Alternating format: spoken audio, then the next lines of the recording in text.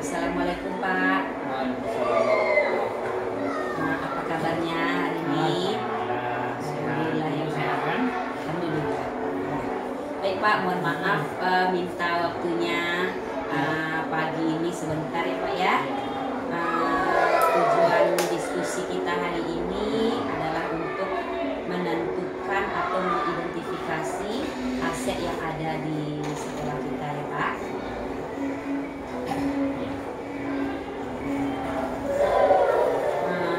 Baik ya Pak ya, langsung aja. Seperti yang kita ketahui itu ada 7 aset yang ada di lingkungan sekolah kita. Di antaranya yaitu aset manusia, ya aset sosial, aset fisik, ada aset finansial, ada juga aset agama, dan lingkungan alam. Nih, alhamdulillah sekali nih saya berkesempatan berdiskusi dengan Bapak. Kita mendiskusikan bersama-sama aset yang ada di sekolah kita dengan tujuan nanti kita mengetahui aset apa yang menjadi kekuatan di sekolah kita ya Pak. Mudah-mudahan bersama-sama kita bisa memajukan sekolah kita ya Pak ya. Ya Pak. Kita mulai dari yang pertama Pak, aset manusia. Menurut Bapak nih kira-kira aset manusia yang ada di sekolah kita Pak, seperti guru gitu ya Pak ya. Terima kasih Bu ya atas kegiatan yang namanya edukasi pada pagi ini berkaitan dengan aset-aset yang ada di sekolah. Namanya ada 7 poin yang harus kita telaah bagaimana perkembangan sekolah ke depan. Dengan adanya 7 aset ini, mudah-mudahan sekolah semakin hari semakin melakukan perubahan ke arah yang lebih baik. Salah satu di situ adalah aset yang tidak bisa ditinggalkan adalah aspek manusia. Manusia itu adalah subjek pelaku dari suatu kegiatan, misalnya kegiatan KBM. KBM itu tidak akan terlepas dari guru dan tenaga pendidik. Salah satu contoh dalam proses pembelajaran itu ada namanya media dan ada namanya alat bantu. Nah, kalau kita kategorikan media itu seperti apa, alat bantu seperti apa. Nah, alat bantu dalam proses pembelajaran kalau tidak ada guru dia bisa berfungsi. Nah, kalau media pembelajaran tidak ada guru dia tidak bisa berfungsi. Karena guru adalah pelaku subjek yang akan mengembangkan dari media itu sendiri. Salah satu contoh bahwa aspek manusia adalah sesuatu yang sangat prioritas bahwa dalam suatu sekolah tenaga manusia dalam kegiatan proses KBM, bagaimanapun canggih suatu negara, yang namanya proses belajar mengajar itu belum bisa tergantikan yang namanya tenaga guru. Walaupun secanggih apapun namanya teknologi sekarang seperti di Jepang. Jepang berapa tidak canggih. Ya, di Jepang itu dalam suatu instansi pemerintah, kantor-kantor, ngantar surat ke ruang ini, ke biro ini sudah menggunakan tenaga robot yang bekerja. Nah, kalau namanya guru, tetap guru yang akan berkompeten di depan siswa. Nah, itulah aspeknya sangat penting dalam proses pendidikan. Baik Pak, terima kasih banyak Pak. Kita udah dapat tadi 1 guru ya Pak ya. Selain guru kira-kira apa lagi Pak? Maksudnya? Aset manusia yang udah kita punya nih di sekolah. Bapak kepala sekolah juga ya Pak ya, yang saya rasa itu kepala sekolah aset utama dari manusia ya Pak, yang punya kompetensi yang luar biasa, mengayomi guru-guru ya Pak ya, jadi fasilitator, jadi pembimbing begitu ya Pak. Ya berarti kepala sekolah juga ya Pak. Seluruh stakeholder yang ada di sekolah menjadi suatu barometer karena dalam sistem ilmu sosial bahwa guru itu agen perubahan, agen sosialisasi. Ya, dia akan membawa suatu perubahan, kemudian agen sosialisasi karena dia ada sampel bagi tenaga-tenaga lain, apalagi siswa. makanya guru itu ya dicontoh dan ditiru. Iya. Nah, itulah sebetulnya. Ya Pak, kasih banyak Pak. Ya. Masuk kita ke aset fisik ya Pak. Modal utama fisik. Kira-kira yang ada di sekolah kita ini lumayan banyak ya Pak. Ya. Seperti UKS juga kita ya Pak ya. Ya. UKS. Ya. Oke. Apalagi kira-kira Pak? Aspek fisik itu Bu, di samping namanya dalam proses pelajaran alat itu kan alat peraga media media ya. Banyak lagi aset-asetnya yang lain seperti gedung belajar itu aspek fisik. Iya benar-benar. Toilet aspek fisik. Iya benar. Kemudian ruang UKS aspek fisik. Musola ya tempat kemudian lagi ada pentas seni ya pentas seni banyak sekali Bu yang sarana dan prasarana sekolah. Alhamdulillah ya Pak ya, sampai pentas seni pun kita punya. Jadi ya tinggal kita ya benar Pak, tinggal mengembangkan dan pengelolaan yang lebih bagus. Makanya mulai beberapa aspek surat tugas kita bacakan kemarin waktu kita rapat dalam bidang ini koordinator, ini anggotanya. Nah seperti itu karena aspek-aspek yang berkenaan dengan sarana prasarana sekolah harus ada koordinator penanggung jawab. Biasa ya Pak ya. Oke Pak, lanjut kita ke aspek finansial. Ya.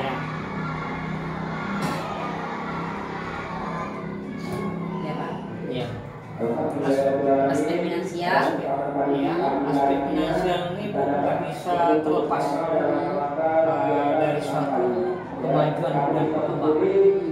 Salah satu contoh dalam perkembangan pendidikan, kita untuk mencapai suatu kualitas pendidikan tidak terlepas dari kesejahteraan.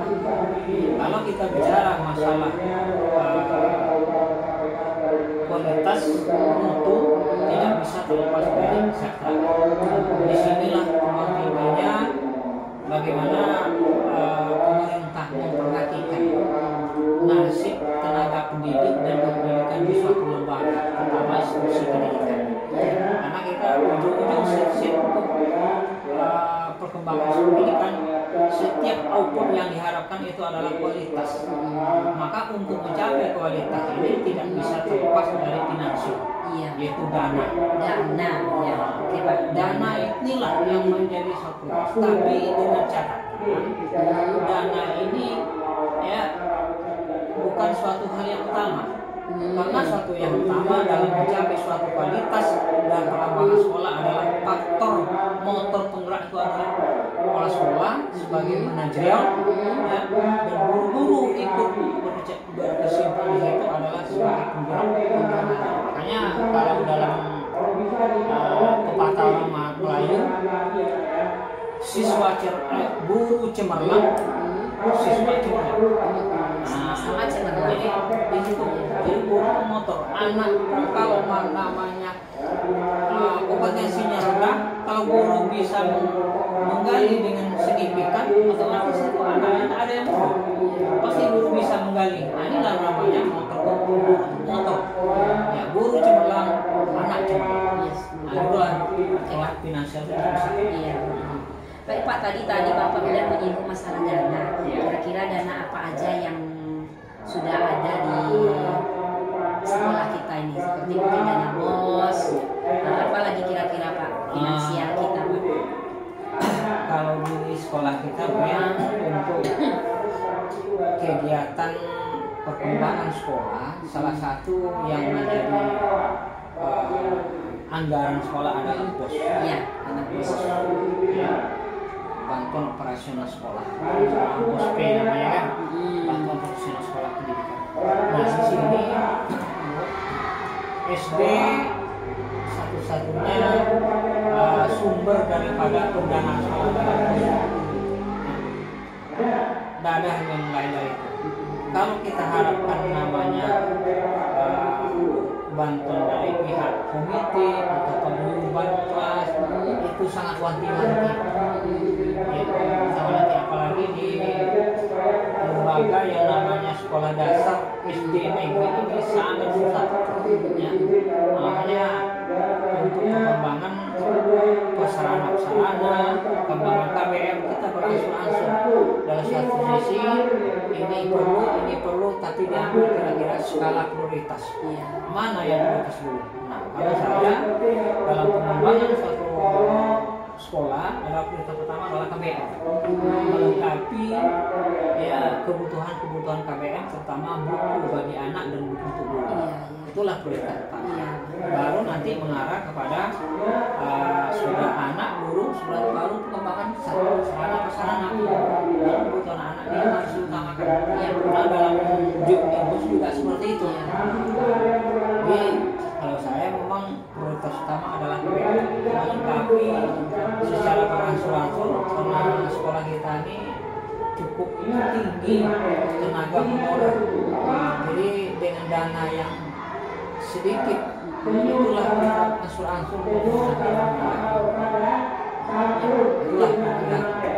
Jadi dana bos yang kita punya itu strategi pemanfaatannya salah satunya adalah ke KBM anak Pak, seperti mempersiapkan buku gratis dibanyak untuk anak ya.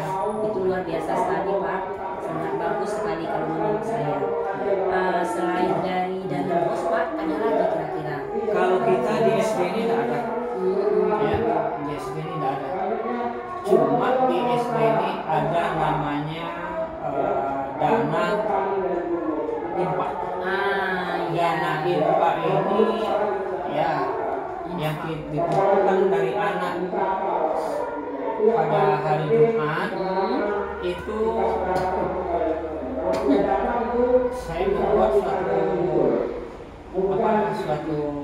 surat keputusan, kita panggil, kita koordinasi dengan guru agama, koordinasi dengan guru beberapa orang wakil-wakil, kemudian disampaikan dalam rapat untuk menopang hal-hal yang tidak tercover dari dana bos, karena ada beberapa hal yang tidak dibolehkan dari dana bos. Contoh nanti ada bantuan, ada suatu daerah banjir, ada suatu instansi minta ini dari Basnas umpamanya kan, ini ada bantuan yang diminta dari kaum dua organisasi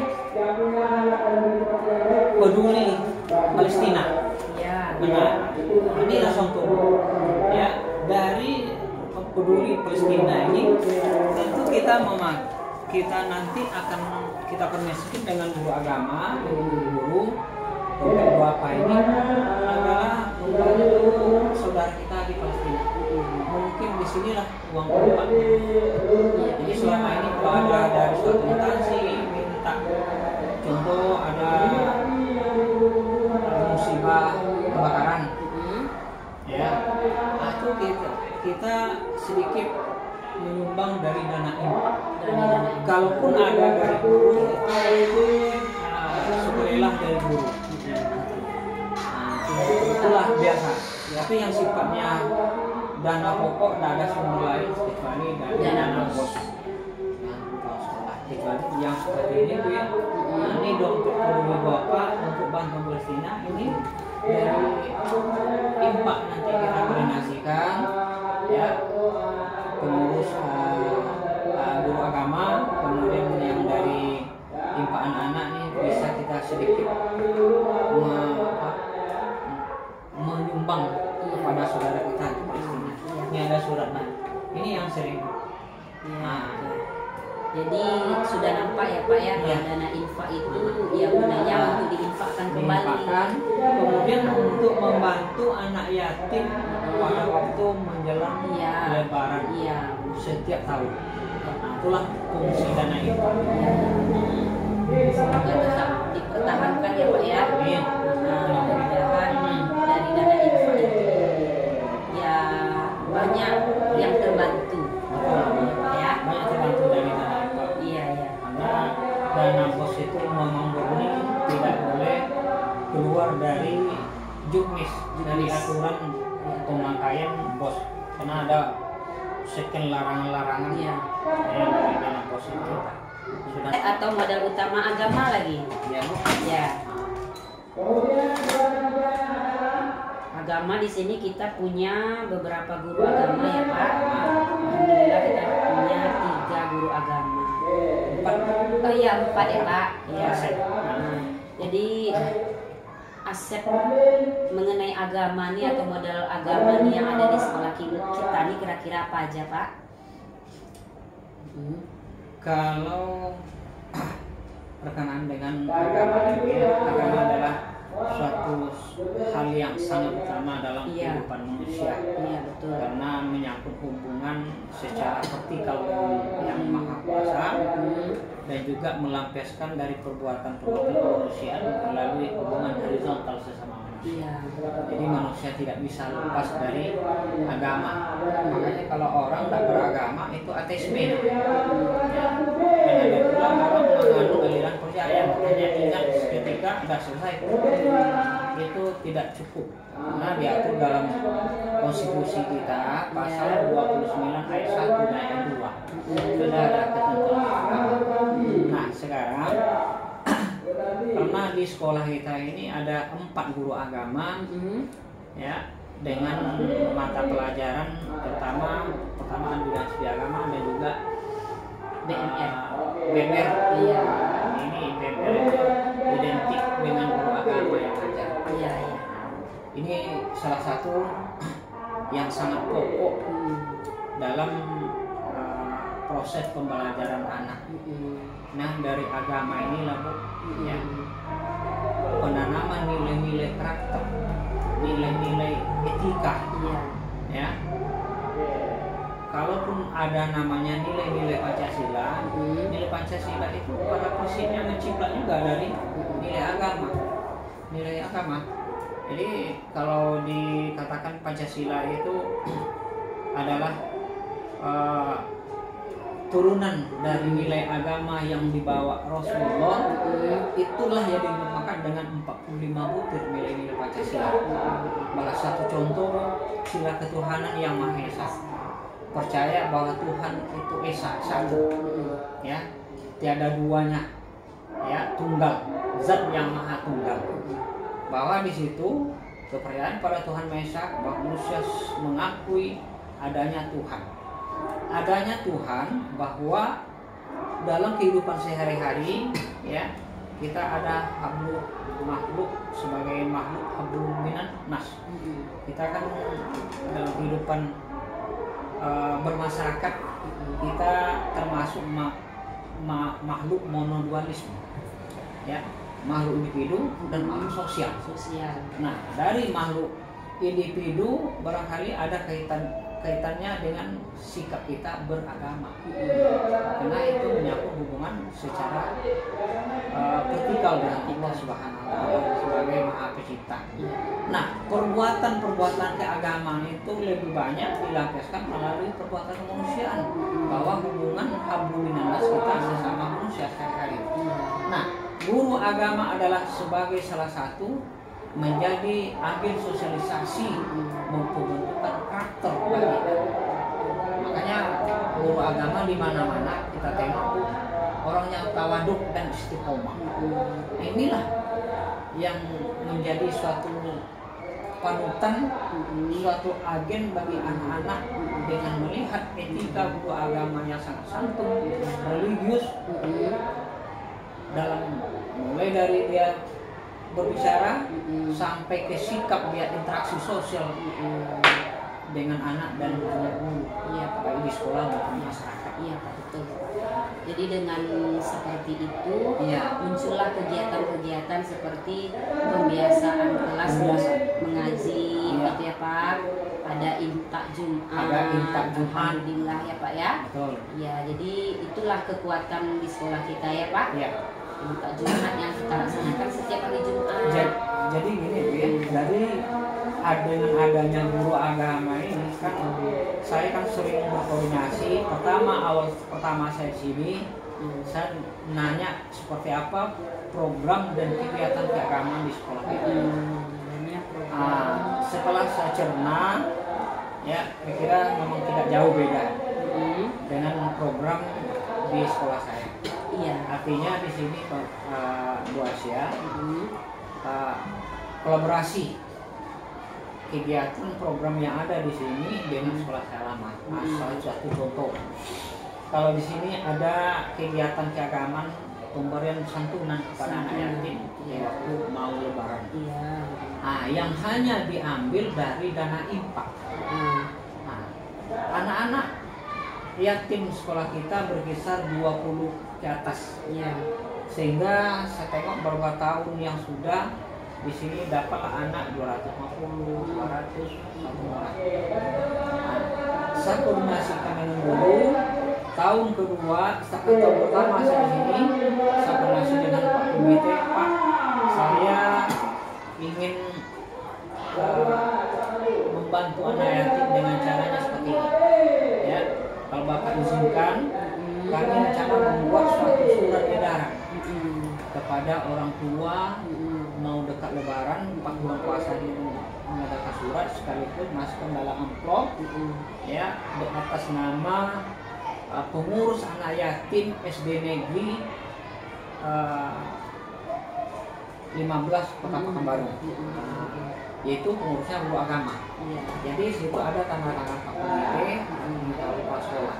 Kami mengadakan surat kepada orang tua, khususnya yang Muslim, ya, kira-kira ada kelebihan rezeki bisa membantu anak yatim untuk menghadapi lebaran. Itulah kira-kira bahasa yang bunyi dari surat edaran. Alhamdulillah, yang biasa dapat kemarin cuma 250, 200, tahun pertama langsung 700. 600 tahun.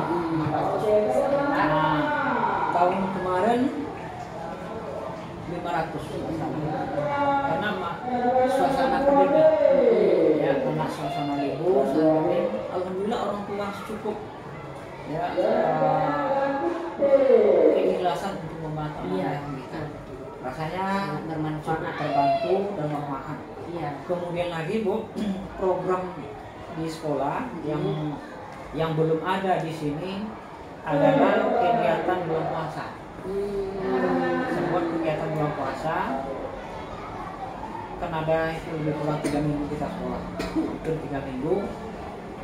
Ada proses KBM, dan proses KBM itu ada diberikan pencerahan kegiatan keagamaan 2 jam pelajaran setiap hari, disampaikan oleh guru-guru yang sudah terjadwal, baik guru tuli maupun guru kelas. Di samping itu ada kegiatan sholat duha berjamaah, itu sudah ada di sini. Kemudian lagi saya buat semacam jadwal workshop. Nah itu juga belum ada di sini.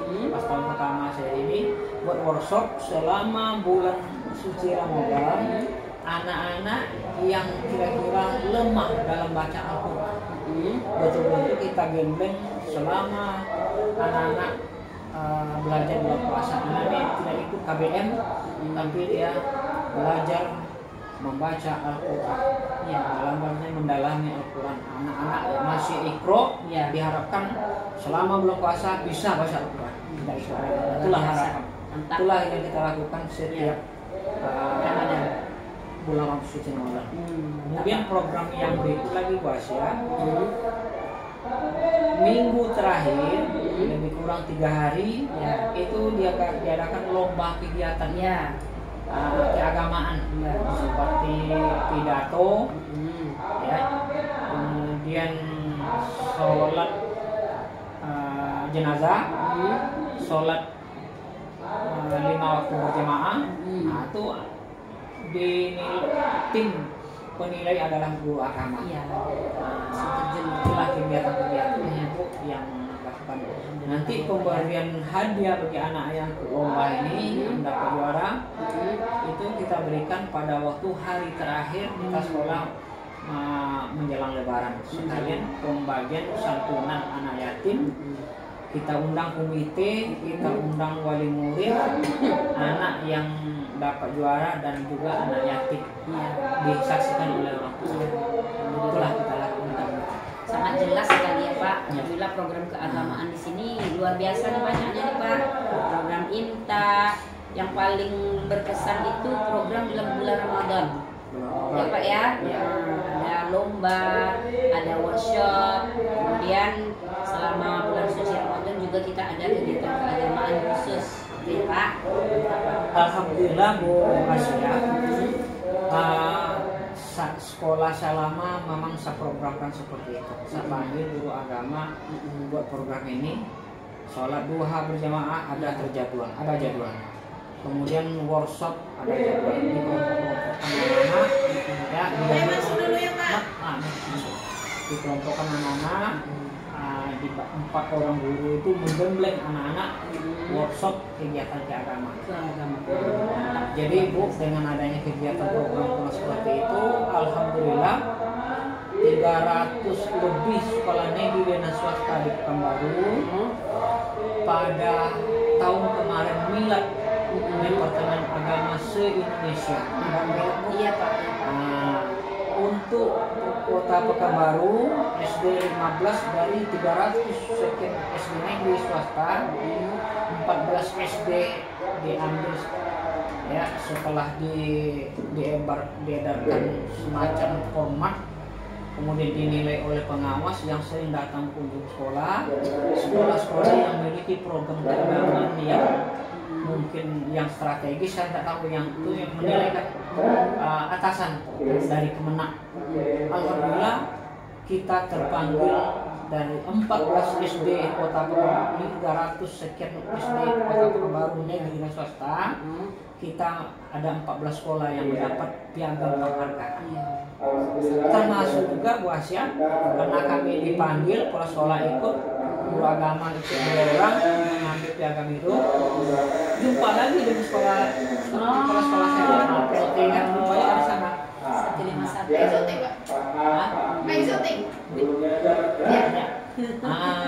Itu Bu Asia. Jadi rasanya enggak hal yang baru saya lakukan. Buktinya di sana dapat juga. Itu kan kalau dulu dapat juga. Tahun ini jumpa lagi di sana.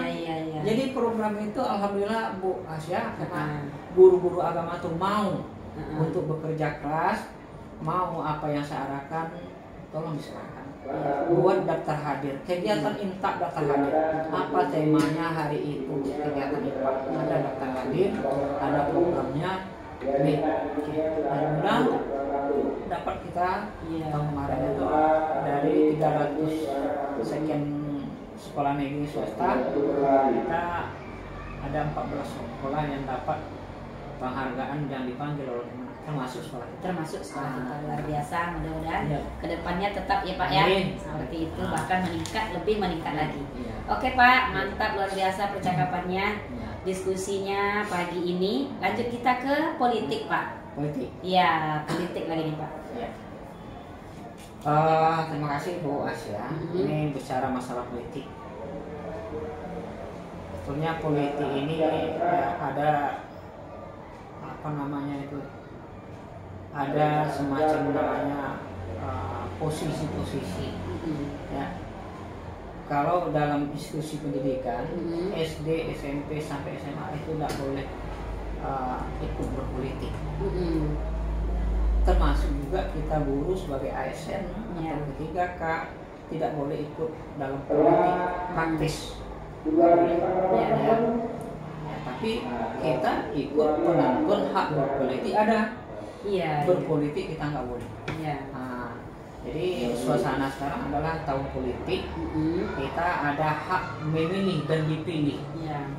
Ya, kalau umpamanya kita mau terjun ke politik, ikut dalam politik praktis, kita harus meletakkan jabatan. Itu salah satu undang-undang yang mengatur di negara kita. Makanya kita guru, fokus kita mengajar, itu juga TNI Polri tidak boleh dia memihak pada satu, ya, karena dia tidak boleh terjun, tidak boleh ikut ke politik praktis, tidak boleh terlibat, kecuali kalau dia terjun meletakkan jabatan. artinya kalau kita PNS tanggalkan PNS. Iya. Sayang Sayang. ikut politik. Iya, betul. Tinggalkan PNS dengan dan mengundurkan diri secara hormat. Oke, Nah, jadi Bu, ya. namun kita bukan berarti tidak boleh berpolitik dalam hal namanya perkembangan. Kita sehari-hari adalah selalu berinteraksi sosial di sekolah, di lingkungan. Kita memiliki nilai-nilai politik. Kita berpolitik. Dengan anak kita berpolitik, tapi kita tidak terjun ke dunia politik praktis. Nah, jadi dapat kita bedakan.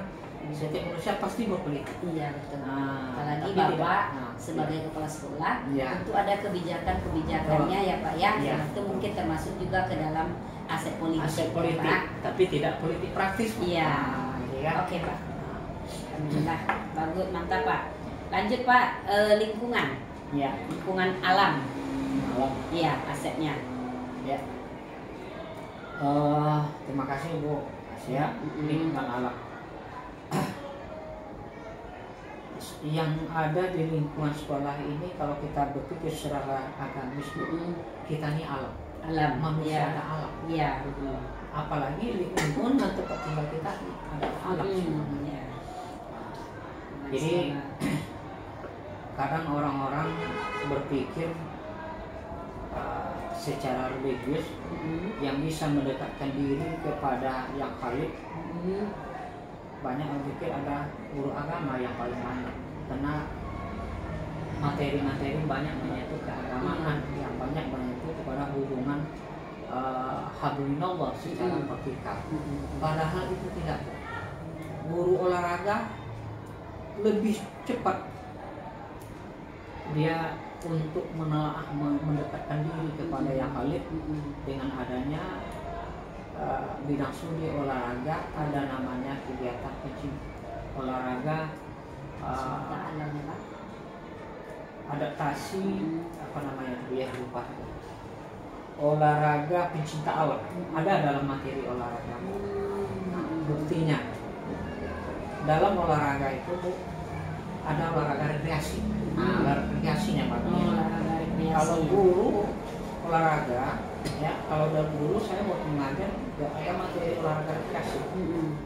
Pernah saya buat proposal, buat jadwal, buat program, itu saya sampaikan dengan kepala sekolah.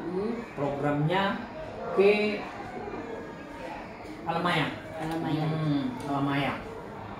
Namun tidak diizinkan. Ya, saya juga paham karena anak yang dibawa kan anak usia SD, memang agak susah. Tetapi saya mengajar di Darul-Hikmah juga pernah sebuah program seperti itu, olahraga rekreasi, ya disetujui oleh kepala sekolah. Dibawa anak olahraga rekreasi. Dari olahraga rekreasi ini bisa mendekatkan diri orang kepada Maha Pencipta. Contoh, pergi ke alam bebas, ada pemandangan alam, gunung yang indah, ya, jurang yang sangat tajam, laut yang indah, gelombang yang sangat, angin yang begitu dahsyat. Kalau orang berpikir secara religius, begitu besarnya kekuasaan Allah SWT, mendekatkan diri kita kepada yang paling indahnya alam, diciptakan untuk manusia. Kita kolaborasi dengan ilmu geografi. Di situ ada 3 kategori. Pertama, melihat kondisi alam itu, ada pertama manusia adaptasi dengan alam. Kemudian manusia tunduk kepada alam. Jadi ada 3 Bu, saya lupa yang satu. Manusia adaptasi dengan alam karena alam itu akan merubah dia sendiri. Ya, kenapa dia merubah? Contoh, kita lihat sejarah dulu. Nenek moyang kita dulu adalah kehidupannya adalah berburu dan menangkap, berburu dan menangkap ikan. Nah, kalau kita lihat sejarah Sungai Kampar, dulu sungai yang begitu dalam makin lama makin dangkal Kalau semakin dangkal Bu, ikan semakin hilang.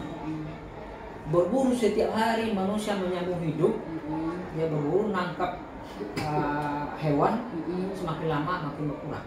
Nah, itulah terjadilah suatu manusia harus adaptasi, ya, kemudian mengubah alam dengan catatan dia harus mencari kehidupan yang lebih baik. Dia pergi ke daerah pedalaman, bagi yang cari ikan, dia cari hutan yang lebih luas lagi untuk bisa berburu mendapatkan hewan menyambung hidup. Nah, kemudian Andi pasrah pada alam. Nah, manusia itu pasrah kepada alam apabila itu ada suatu takdir. Manusia tidak bisa merubah takdir. Contoh, gempa bumi, gunung meletus, banjir, itu tidak bisa membuat, hanya pasrah dan tunduk pada alam yang mampu alam bergerak. Jadi di situ Bu, dengan ada olahraga rekreasi, dengan adanya pendekatan agama, manusia akan lebih cerdas dan lebih tawakal dan tawadu, bahwa tidak hanya dari nilai agama yang kita mendekatkan diri pada yang Maha Khalid, dan olahraga bisa seperti olahraga rekreasi.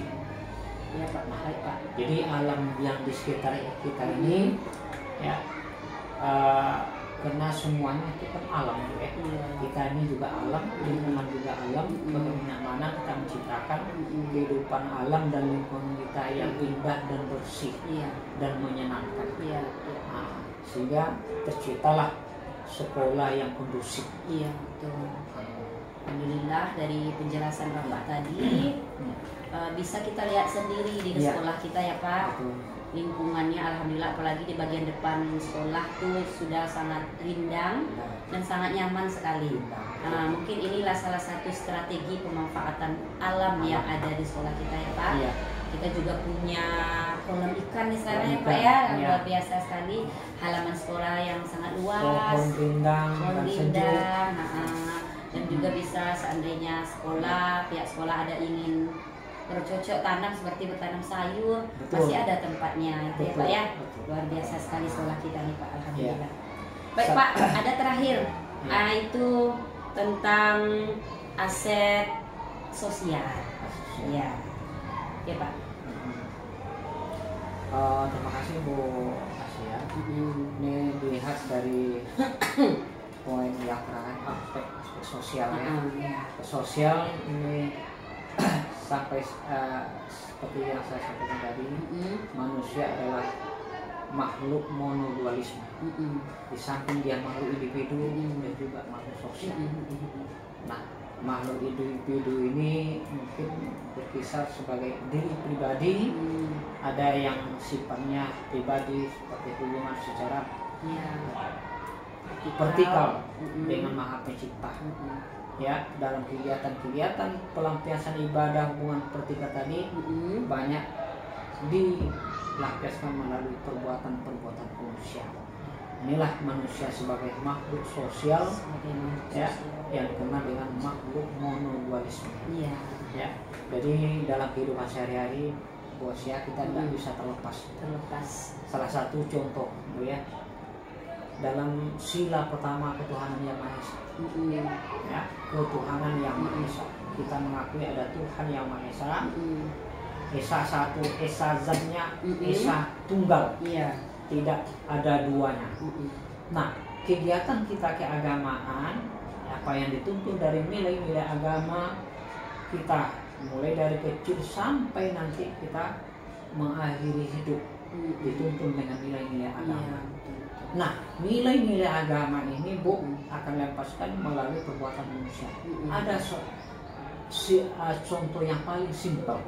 Nah, agama dalam negara kita, negara Pancasila, menempatkan agama itu sangat penting, tempatkan urutan nomor 1. Ketuhanan yang Maha Esa, mengakui Tuhan, mengakui Zat yang Maha Tunggal, dan tidak boleh ada lebih dari satu. Itu namanya Tuhan yang Maha Esa, Esa satu. Nah, dalam kegiatan keagamaan dan hubungan vertikal kita dengan Allah, ada hubungan horizontal dengan manusia. Bahwa sistematika sila pertama dengan sila kedua, pertama ketuhanan Maha Esa, kedua kemanusiaan yang adil dan beradab. Contoh yang sangat simpel Bu Asia, ya, bahwa sila pertama punya korelasi secara sistematis dengan sila kedua adalah seorang manusia dalam sehari-hari bertemu dengan orang lain dia selalu menempatkan senyum. Iya, betul. Senyum. Padahal itu apalah nilai senyum?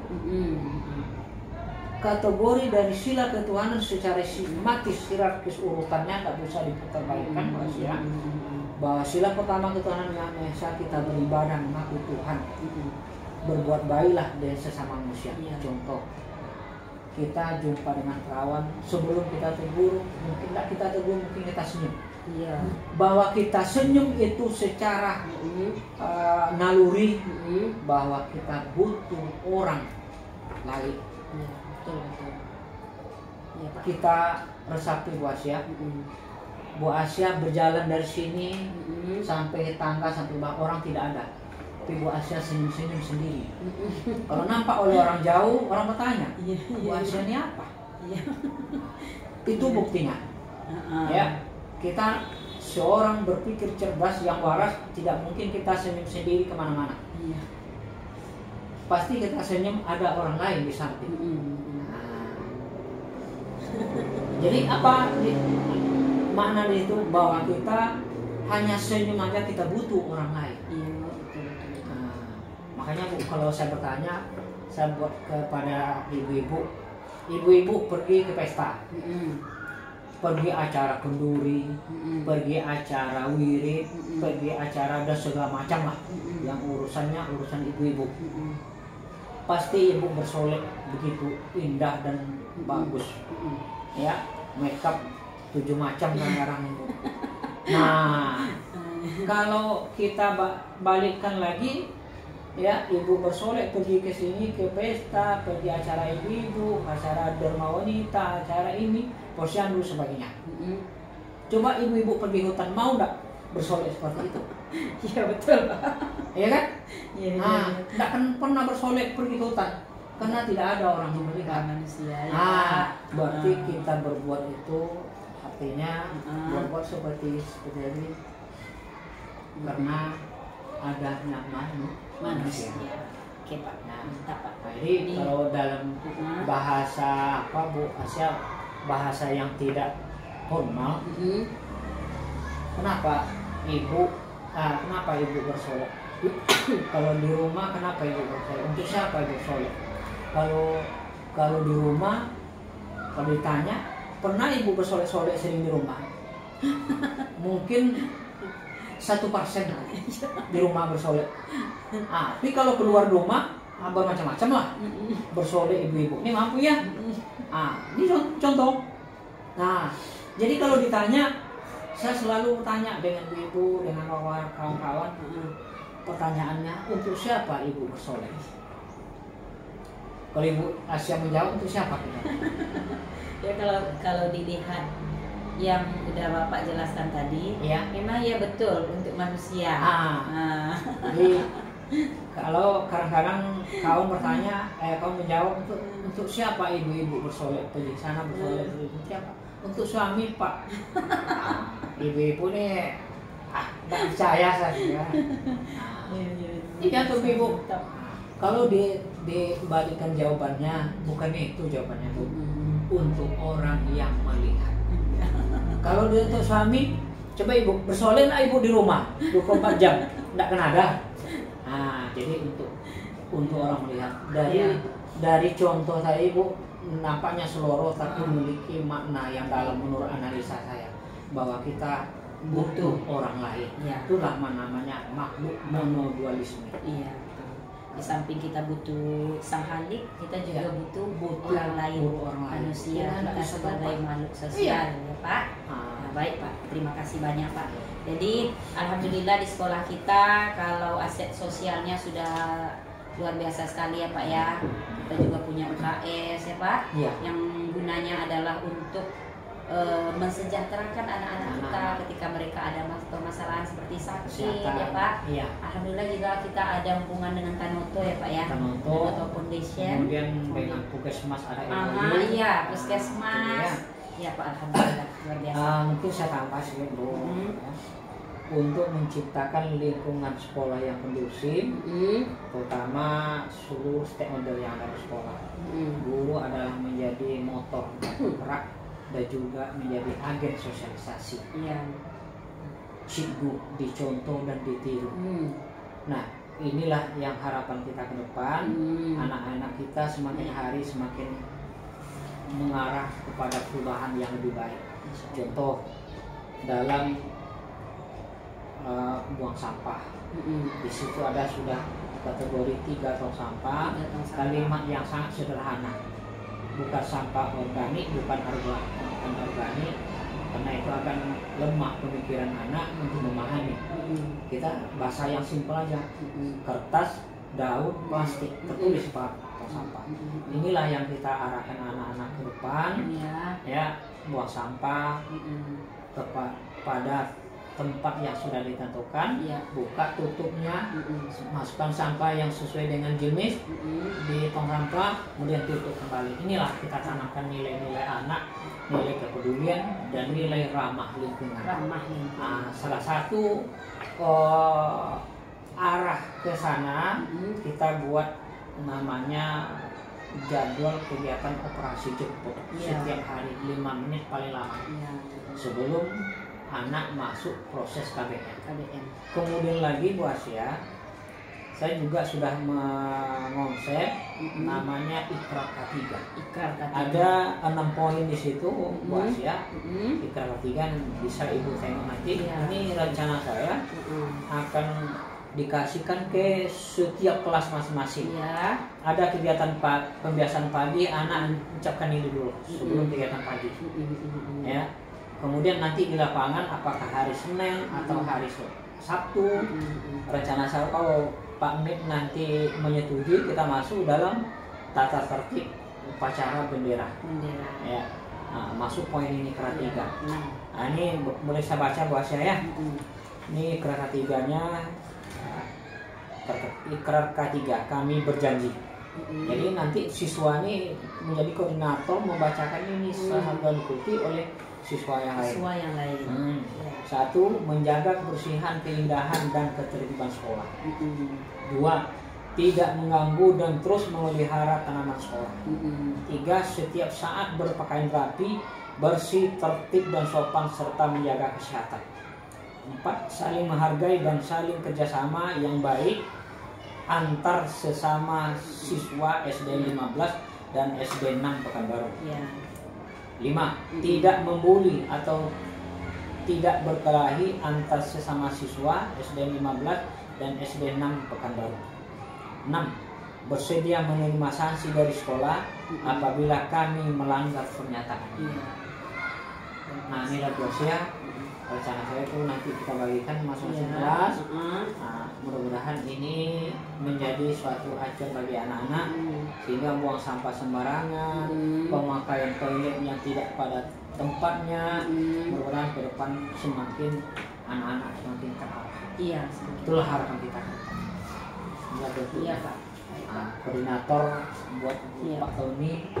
Mudah-mudahan betul-betul anak-anak kita ini menjadi pribadi yang memiliki nilai-nilai kebajikan, profil pelajar Pancasila ya Pak ya. Baik.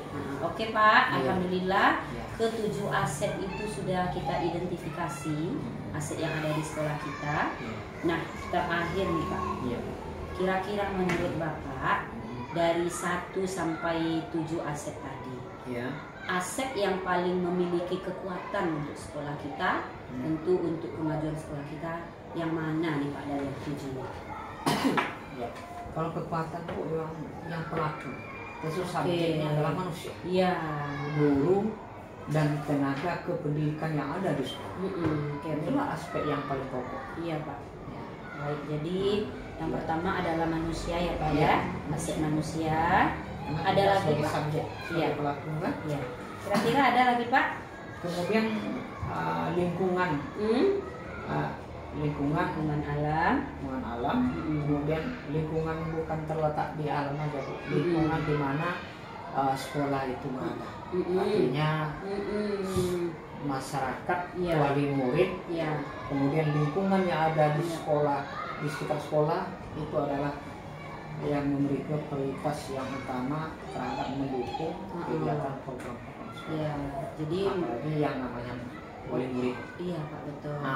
Terakhir yang itu baru finansial ya Pak ya. Jadi maksud Bapak tadi lingkungan di sekitar kita ini kan banyak ya Pak. Alhamdulillah kita berada di lingkungan perkantoran. Ya, hubungan baik kita dengan perpustakaan, hubungan baik kita dengan puskesmas ya Pak. Malah di Bukes di samping kita ya Pak. Perhubungan. Iya betul. Kita berada di biasa tengah jalan protokol. Iya betul. Ini mungkin salah satu aset yang luar biasa yang bisa kita kembangkan untuk kedepannya. Dan alhamdulillah untuk saat ini sudah luar biasa ya Pak. Kedepannya kita mudah-mudahan kita berharap lebih bagus lagi. Amin. Baik Pak, alhamdulillah diskusi kita tentang identifikasi aset kemudian strategi pemanfaatannya. Saya rasa sudah selesai. Mungkin ada Bapak ingin menyampaikan hal-hal. Pesan saya itu aja Bu ya. Iya. Yang pertama, guru adalah motor. Motor Anda.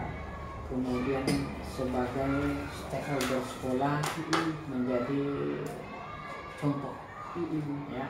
Karena kemajuan suatu pendidikan tidak terlepas dari tenaga pendidik sebagai motor penggerak. Salah satu kuncinya adalah meningkatkan etos kerja. Etos kerja itu yang paling simpel, yang sangat sederhana. Etos kerja adalah disiplin dengan waktu. Iya, disiplin. Kalau guru datangnya terlambat, bagaimana kita mendisiplin anak? Iya betul. Tidak bisa anak mengambil satu sampel dari guru karena gurunya terlambat. Kita juga nggak bisa mendisiplin anak sementara juga kita terlambat. Iya. Jadi untuk mengatur kemajuan sekolah, guru. Iya betul. Guru adalah sebagai contoh. Oke, itulah pesan saya. Ya. Kalau dibawa moto saya sangat sederhana, Bu Asia, berjalan sambil memperbaiki. Itulah moto. Ya, maknanya sederhana, tapi terus melakukan perubahan walaupun kecil. Itulah nama hikmah, berjalan sambil memperbaiki. Baik Pak, terima kasih banyak Pak. Alhamdulillah, terima kasih banyak ilmunya pagi ini Pak. Apalagi terakhirnya luar biasa sekali moto Bapak ya Pak ya, berjalan sambil memperbaiki. Mudah-mudahan kita warga sekolah ini bisa satu moto Pak, satu jalan kita untuk menuju kemajuan sekolah kita SD Negeri 15 Kota Tekanan. Terima kasih banyak Pak. Mudah-mudahan dengan ada diskusi ini luar biasa sekali manfaatnya bagi kita. Terutama saya sebagai guru sudah mengetahui apa-apa saja aset yang ada di sekolah kita, dan ternyata ketika digali Pak luar biasa banyaknya ya Pak ya. Banyak potensi di sekolah. Iya Pak. Oke Pak, terima kasih banyak atas waktunya. Saya akhiri. Wassalamualaikum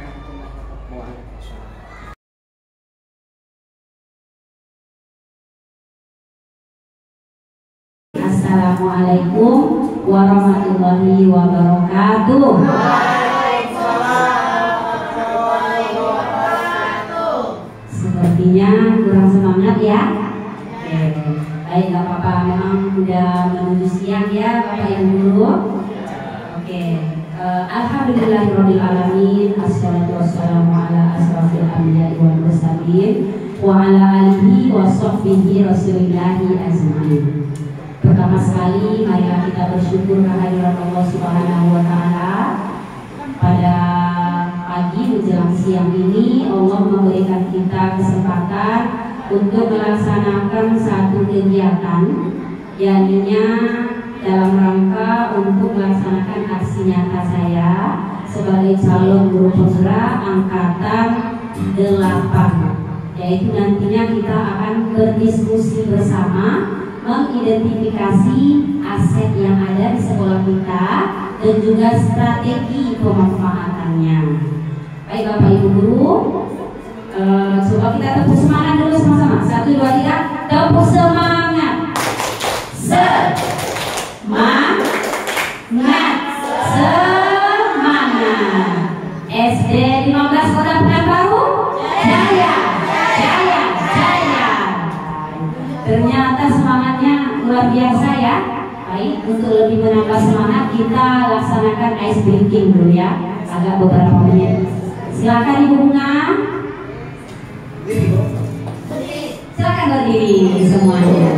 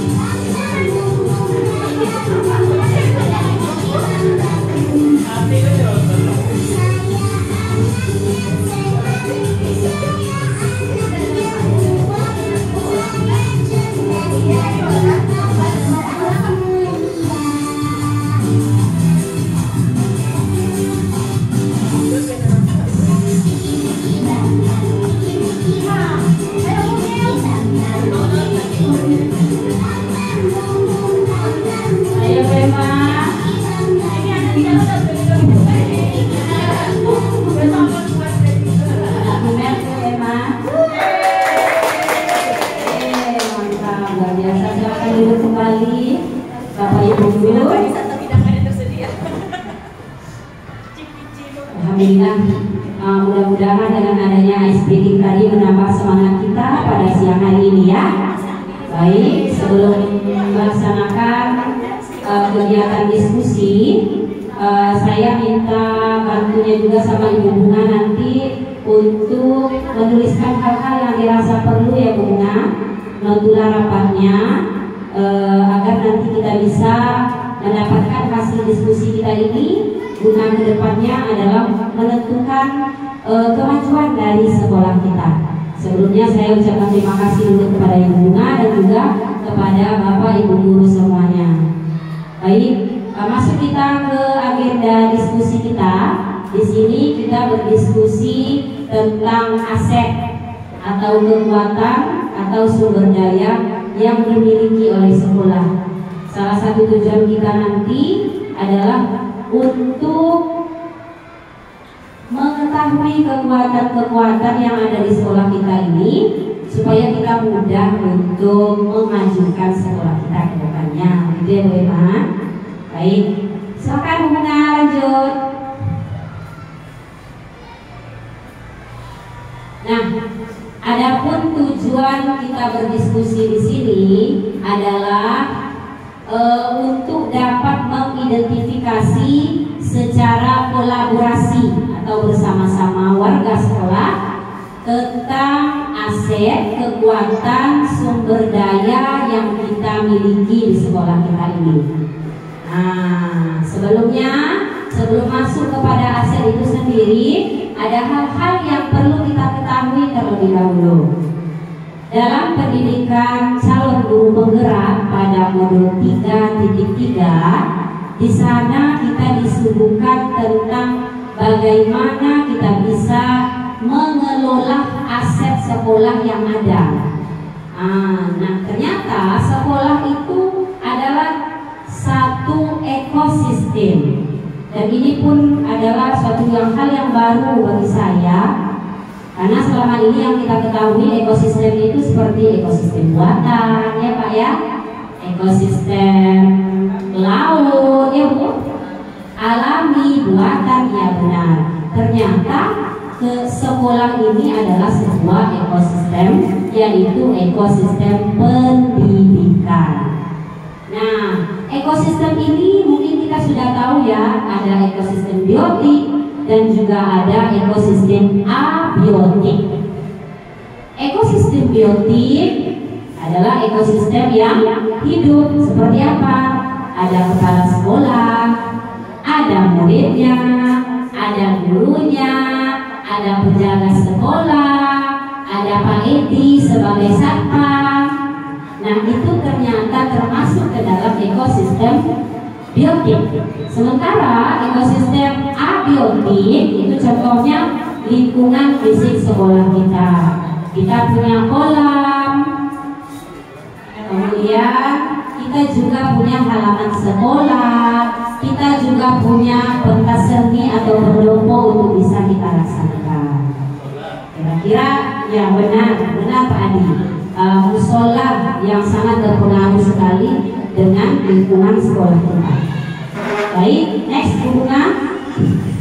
Nah, Bapak Ibu guru, di sini kita akan mempelajari aset. Sebetulnya saya merasa juga nih, Bapak Ibu guru pasti juga sudah mengetahui apa itu aset. Menurut Nafirin 2007, aset adalah kekuatan yang mempunyai manfaat berupa benda berwujud maupun benda tidak berwujud.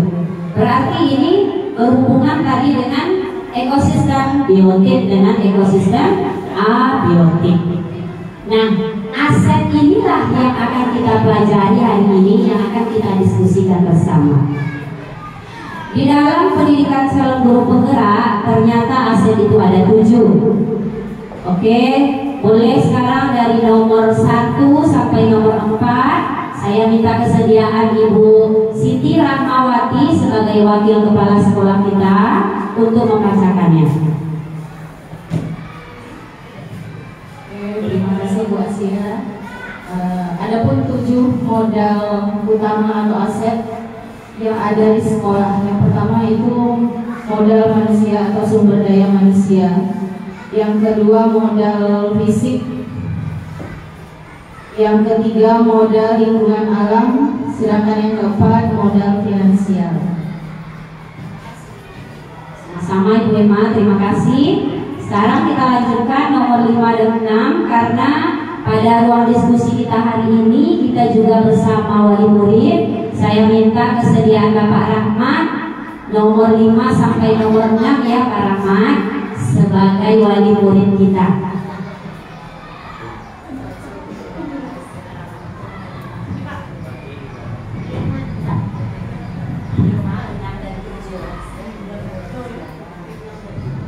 Tujuh modal utama aset yang ada di sekolah. Yang kelima modal agama dan budaya. Dan yang keenam modal sosial. 7 modal politik.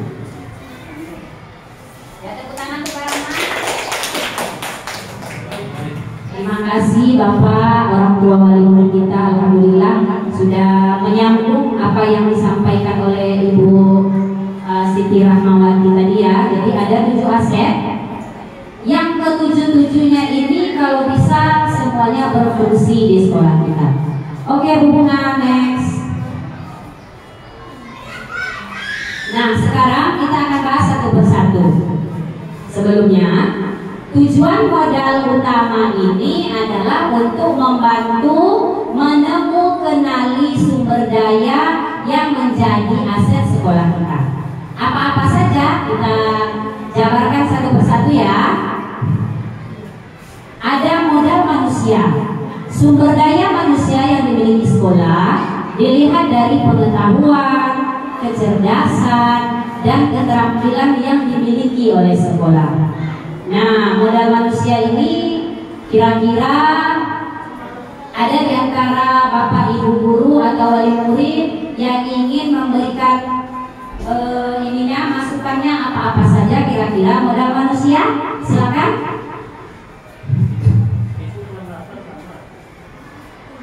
Oke.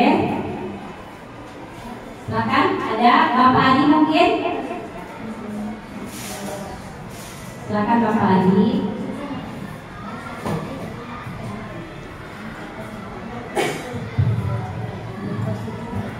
Ya, terima kasih Ibu manusia.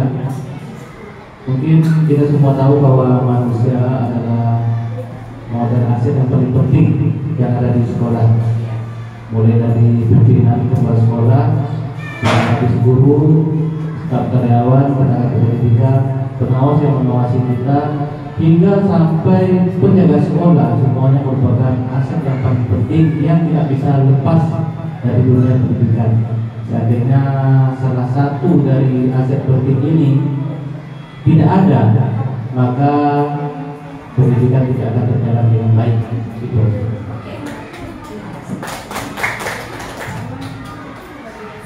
Terima kasih Pak Adi. Pak Adi menguatkan kembali tentang modal manusia.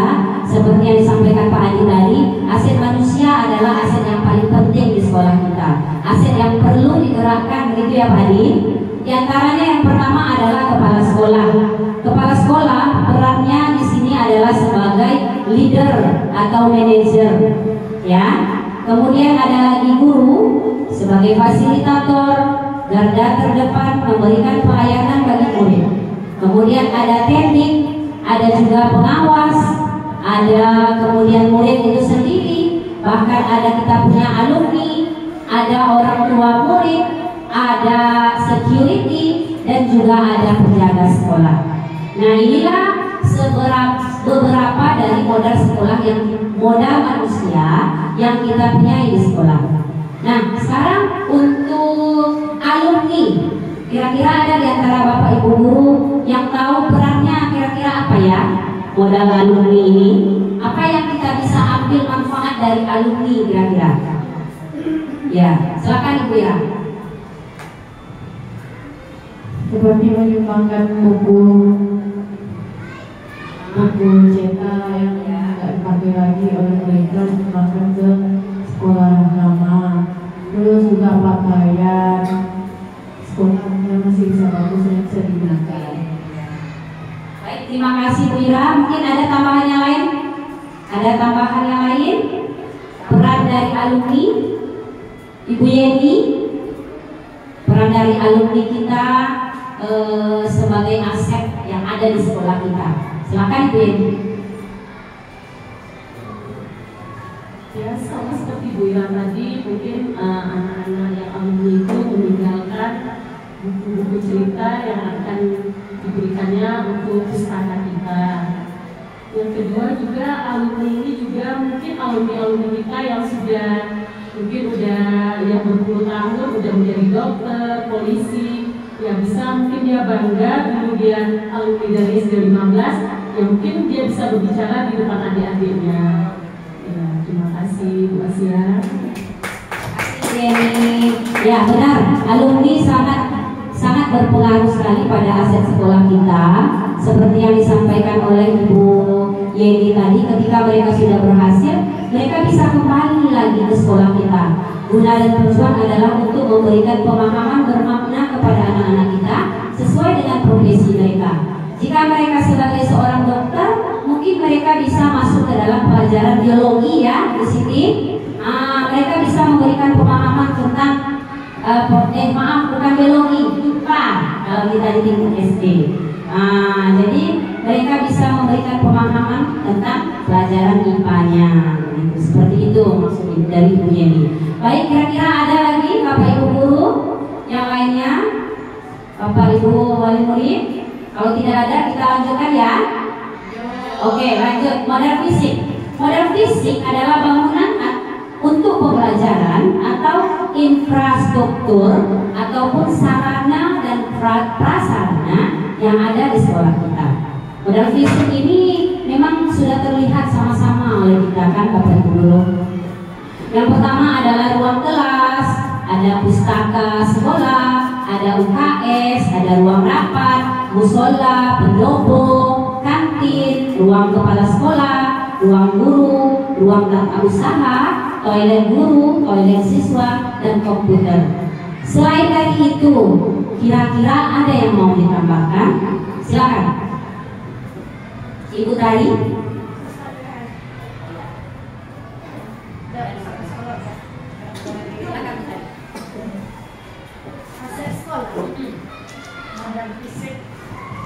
Ruang labor, Bu. Ruang labor komputer. Itu ABK anak. Pendopo juga sudah ada. Sudah ada. Ruang labor. Pojok baca di kelas. Ya. Untuk menambah literasi anak-anak ini, Bu. Betul. Ibu Asih. Oh iya, silakan Bu Fe. Saya ada melihat di beberapa sekolah itu ada mereka mendirikan bangunan seperti halte baca. Halte baca. Jadi anak ketika di luar mereka yang ingin membaca, jadi mereka duduk di situ bersamaan. Mereka buat juga seperti halte bis. Jadi tempatnya menarik. Anak-anak di sana. Ini perlu ditambahkan.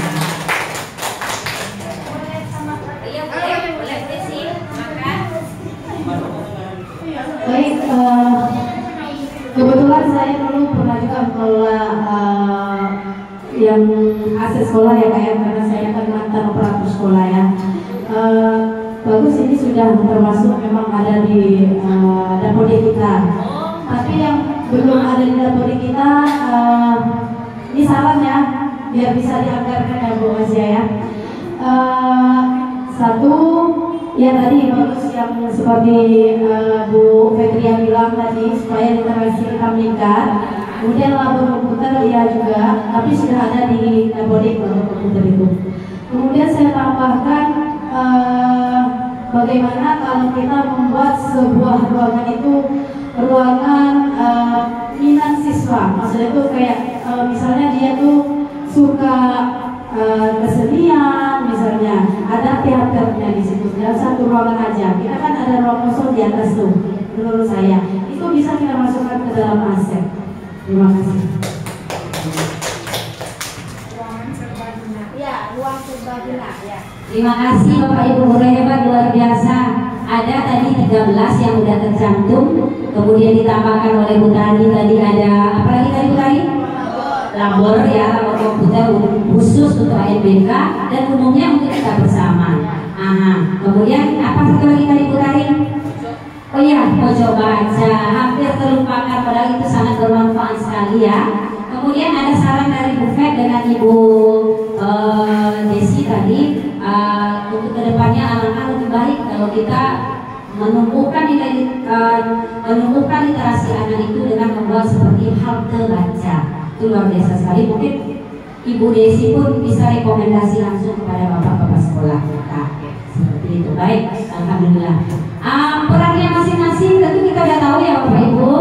Seperti toilet guru yang memang untuk guru ya.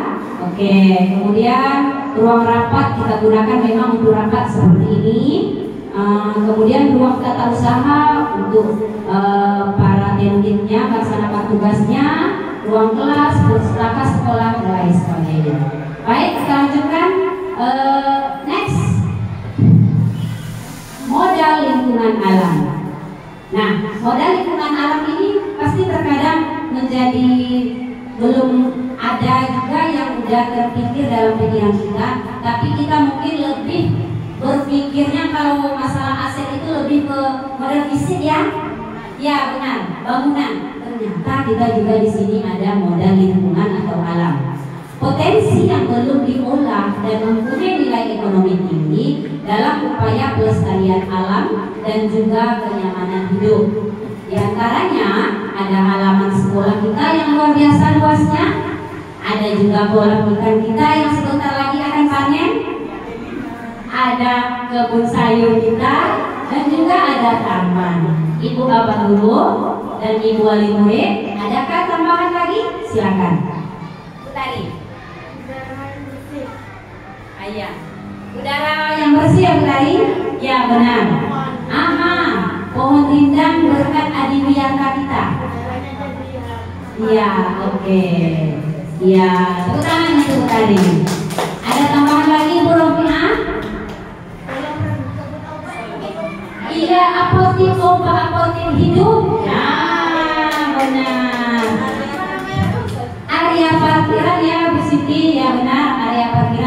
alhamdulillah. Ya, ya. Jadi kita itu tambahannya ya, hubungan ya, area parkiran, kemudian apotek hidup, kemudian apa satu lagi tadi? Pohon yang rindang. Tidak boleh kita abaikan mereka. Tanpa mereka kita tidak ada apa-apanya. Ya. Ya udah sih. Yang di sebelumnya ya, masih berbentuk-bentuk. Tadi saya lupa menyampaikan. Oh, aset ya, fisik. Ruang hasil karya siswa. Ruang hasil karya siswa. Kebetulan kita kan juga punya ruang yang masih kosong ya. Nanti insya Allah bisa kita manfaatkan. Insya Allah ke depannya. Baik, Ibu Republika, silakan mungkin ada tambahan.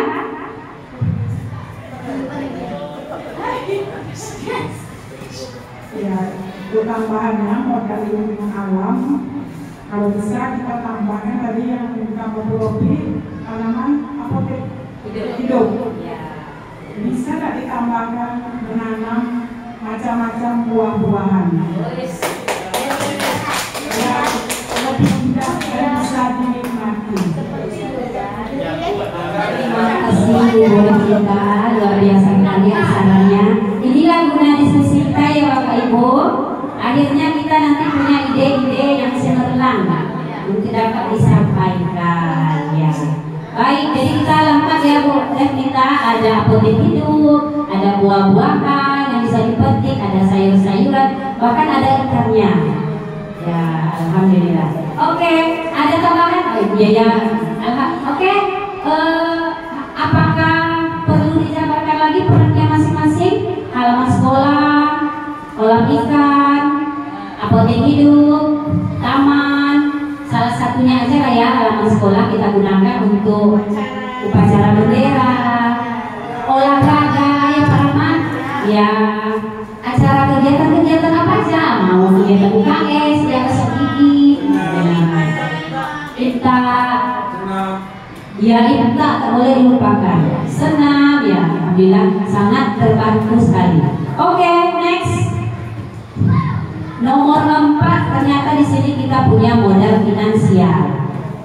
Dukungan keuangan yang dimiliki dan dapat digunakan untuk membiayai proses pembangunan dan kegiatan sekolah. Di antaranya di sini tidak asing lagi tentu kita punya dana BOS. Oke, silakan Ibu Siti kembali peran dana BOS. Peran dana BOS atau tupoksi dana BOS. Dana BOS, bantuan operasional sekolah. Itu wewenang dari kepala sekolah bendahara. Ya. Kalau kita sebagai guru tentu tidak memiliki wewenang untuk mengetahui, tetapi Bapak Kepala Sekolah sedikit banyaknya juga sudah memberitahu kita mengenai apa namanya RKAS. Apa saja yang sekiranya bisa Bapak Ibu guru perlukan untuk anggaran tahun berikutnya. Jadi dana BOS ini memang sangat penting sebagai penunjang keberhasilan dalam proses pembelajaran. Alhamdulillah nikmati. Saya ulangi, jadi dana BOS ini sangat penting bagi keberlangsungan karena dia penunjang keberhasilan dalam proses pembelajaran di sekolah kita. Tidak hanya untuk proses pembelajaran tapi juga untuk pembangunan infrastruktur sekolah kita, mana yang belum ada mungkin bisa diadakan, mana yang rusak mungkin bisa direnovasi. Mungkin itu saja Bu Asia. Terima kasih. Terima kasih Bu Siti. Ya betul apa yang disampaikan Ibu Siti tadi. Sedikit dikuatkan dengan yang disampaikan oleh Bapak Kepala Sekolah terkait dengan diskusi yang sudah dilaksanakan tadi bersama Bapak Kepala Sekolah. Bapak Kepala Sekolah juga menyampaikan salah satu dari dana BOS adalah ini mensejahterakan KBM sekolah, terutama anak didik, membeli buku-buku ya. Yang dengan seperti itu anak didik kita gratis menggunakan buku-buku yang ada. Semoga terbantu bantu ya, gitu ya di sini. Baik, terima kasih. Oke, ada lagi modal finansialnya itu nomor 3, infak Jumat. Oke, silakan Pak Adi lah yang pasti. Kalau masalah infak Jumat. Pak Adi, Pak Bu Rofi juga. Pak Adi lah. Bu Rofi bisa juga itu. Pemegang infak. Iya. Nih Bu Rofi apa Pak Adi? Adi aja lah.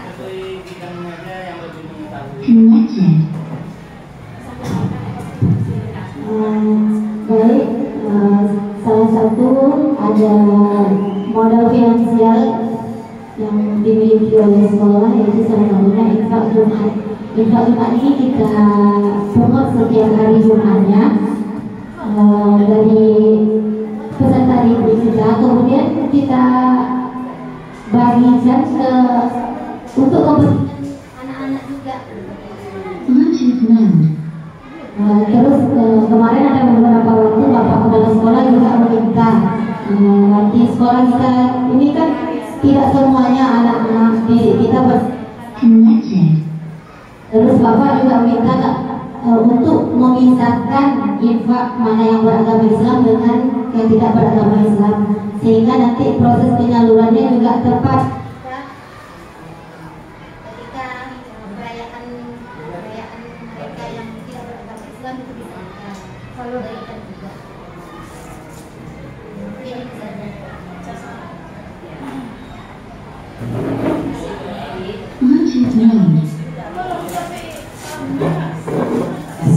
Satu dua. Baik, terima kasih Bu Rofi.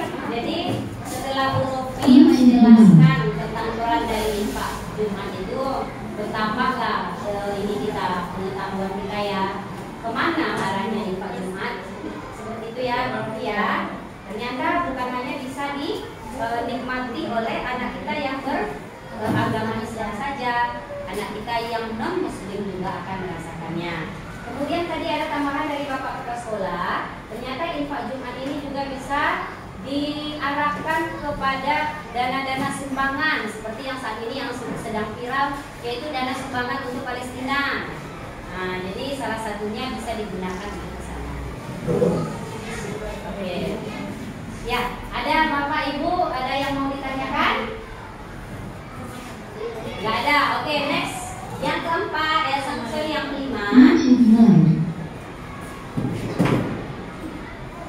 Kita di sini punya modal sosial. Mohon maaf, kita di sini punya modal agama dan budaya. Keberadaan kegiatan ritual kebudayaan dan keagamaan, kelembagaan dan tokoh-tokoh penting yang berpotensi untuk menunjang pengembangan kegiatan sekolah. Nah, di sini ada beberapa. Yang pertama adalah kegiatan infak Jumat. Kegiatan infak Jumat ini adalah salah satu sarana pembelajaran dan penguatan di bidang agama. Kemudian selanjutnya ada kegiatan pembiasaan pagi mengaji. Ini sudah ada 2 nih Bapak Ibu. Silakan ditambahkan. Kira-kira apa lagi? Ibu Bunga, boleh? Bu Fetria mengenai imtak, Pak Adi juga, silakan.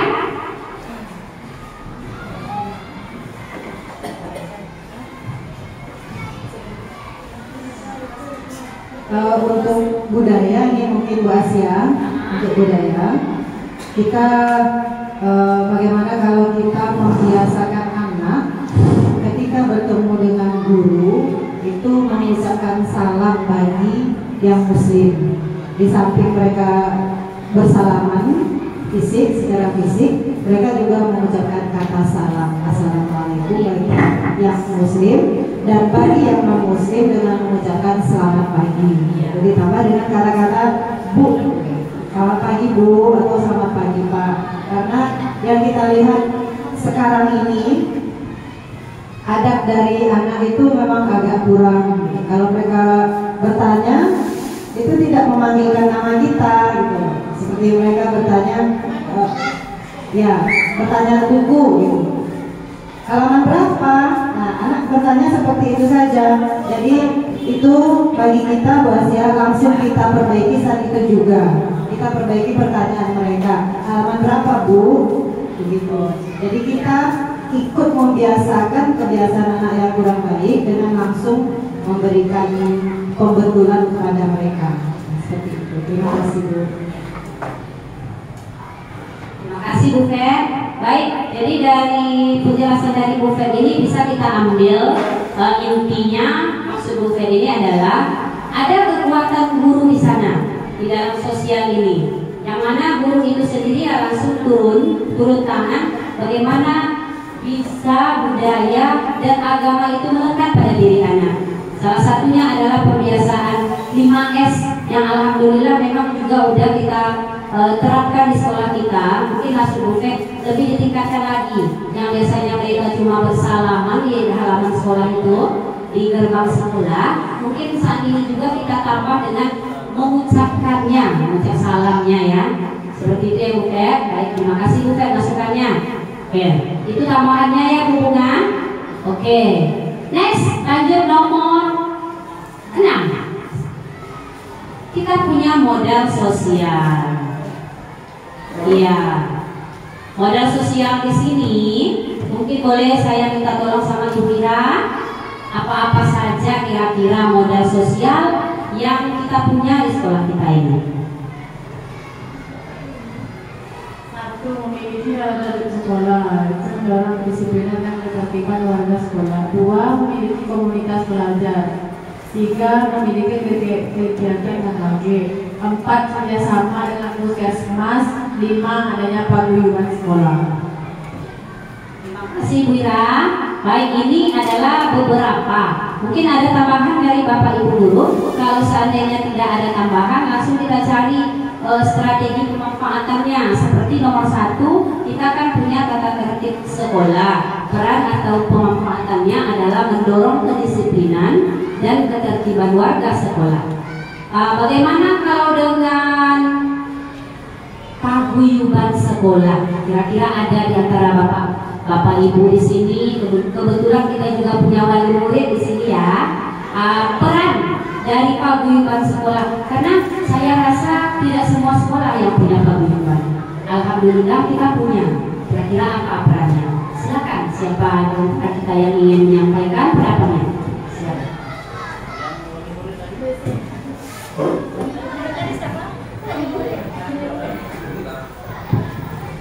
Baik, menurut saya peran paguyuban itu adalah sebagai penyambung antara wali kelas, guru kelas dengan orang tua yang lainnya. Kita kan di sana di paguyuban itu kita bentuk juga struktur organisasinya kelasnya. Ada ketuanya, ada sekretaris, bendahara, bahkan kami juga ada wakil ketuanya. Gitu. Jadi memang paguyuban kelas ini kami bentuk sebagai organisasi yang memang legal, memang resmi, karena di sana juga ada nanti terstruktur seperti misalnya ada uang kas, nanti bendahara dari orang tuanya yang memegang. Jadi yang berbentuk dana, kita guru kelas tidak lagi memegang dananya. Dia kami berikan kesempatan untuk paguyuban mengelola dana dari kelasnya. Terima kasih. Ada Bu Tari tambahan? Silakan. Paguyuban itu gunanya untuk kekeluargaan juga. Jadi wali murid itu satu sama lain bisa kenalan. Ini mama ini, jadi bisa tahu anaknya. Begitu. Yang sosialnya tinggi. Acara 17 nanti kumpul. Terima kasih Bu Desi, Bu Tari, luar biasa ya. Memang paguyuban ini sangat berperan aktif sekali di sekolah kita ya. Jadi kalau kita di sekolah lain tidak mendengar paguyuban, alhamdulillah di sekolah kita sudah ada paguyuban. Tepuk tangan dulu untuk SDN 15 Kota Pekanbaru, luar biasa. Baik, Bapak Ibu, ada satu lagi sebelum masuk ke modal yang terakhir. Ada yang ingin didiskusikan pada modal manusia? Silakan. Bapak Rahma, Bapak Adi, silakan. Ibu Renita,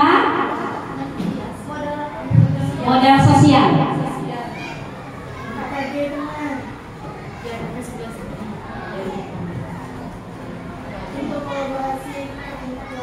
Untuk modal sosial itu memiliki kegiatan KKG di sekolah kita sudah melaksanakannya sebulan, satu kali dalam 1 bulan. Jadi dalam KKG guru bisa saling berbagi ilmu, saling bertukar ilmu atau bertukar pikiran bagaimana untuk mencapai proses pembelajaran yang lebih baik lagi. Luar biasa Ibu Rita, Ibu Renita, terima kasih. Oke, silakan Ibu Desi.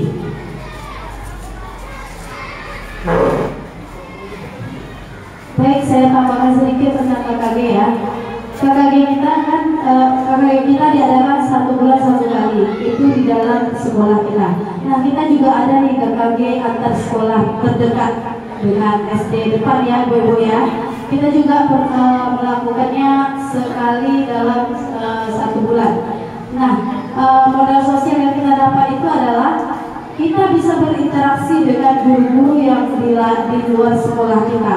Kita bisa berbagi ilmu, bisa juga nanti kita berinteraksi saling bertukar pikiran tentang apa yang seharusnya menjadi pembelajaran siswa kita. Terima kasih.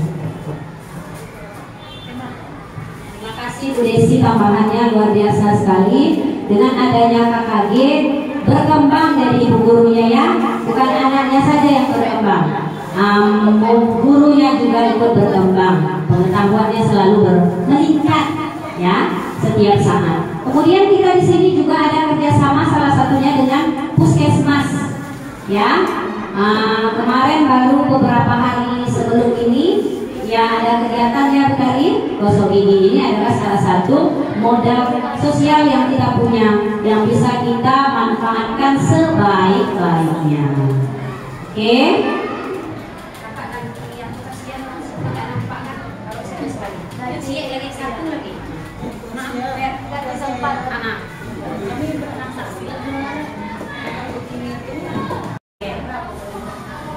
Baik, Bapak Ibu ada yang ingin ditambahkan lagi? Silakan.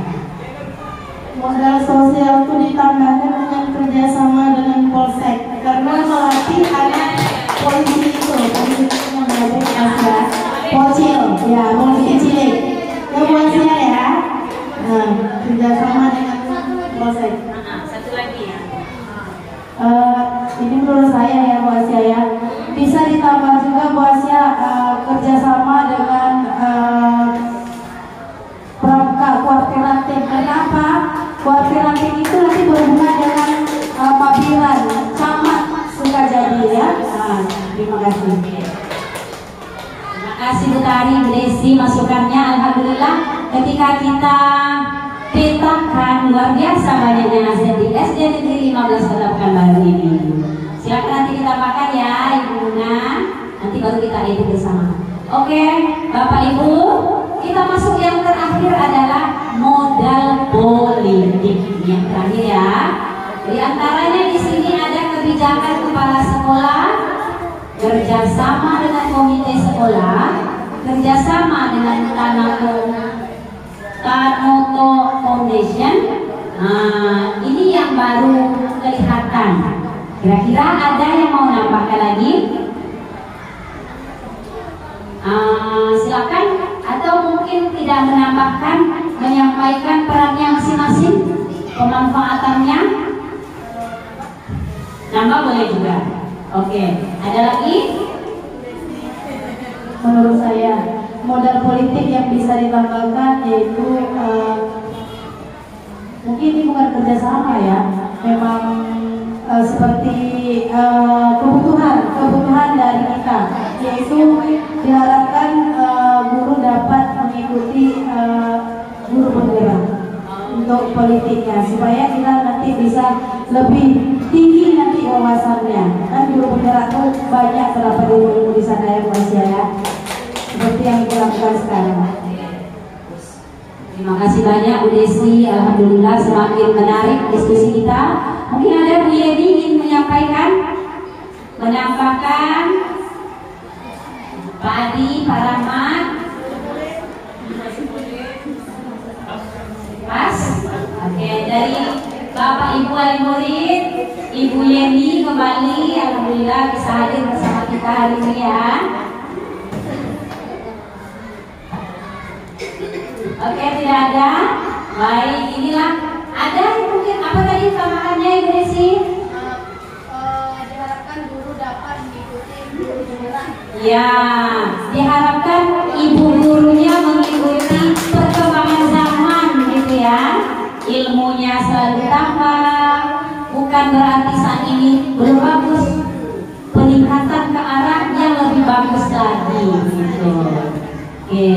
Oke, baik Bapak Ibu semuanya, alhamdulillah ke-7 aset sudah kita diskusikan bersama, alhamdulillah ya.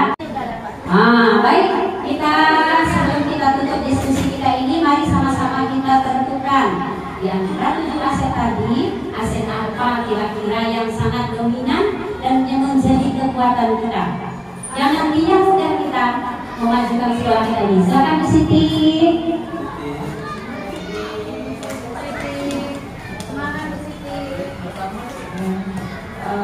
Dari 7 modal ini mungkin yang paling dirasa paling penting yaitu dari modal manusia atau sumber daya manusia.